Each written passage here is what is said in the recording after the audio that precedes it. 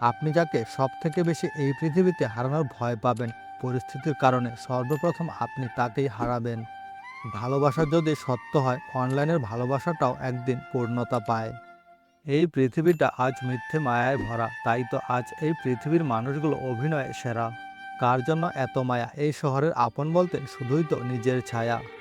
সম্পর্কের জন্য অর্থ নয়, বিশ্বাসের প্রয়োজন। ভালোবাসার জন্য রূপ না, সুন্দর একটা মনের প্রয়োজন। সময়ের অপেক্ষায় থাকলে অনেক কিছু পাওয়া যায়, কিন্তু মানুষের অপেক্ষায় থাকলে জীবনটাই শেষ হয়ে যায়। যদি ভালো পেন্সিল হতে না পারো কারো সুখের গল্প লেখার জন্য, তাহলে ভালো রাবার হও, যাতে কারো দুঃখ মুছে দিতে পারো। বোকা কিনা জানি না, তবে মানুষকে অল্পতেই বিশ্বাস করে ফেলি। ভালোবাসার মানুষ যেমনই হোক না কেন, একবার মন থেকে ভালোবেসে ফেললে তাকে আর ভোলা যায় না। তোমাকে ধরে রাখার সামর্থ্য হয়তো আমার নেই, কিন্তু তোমাকে সারা জীবন ভালোবাসার শক্তি আমার আছে।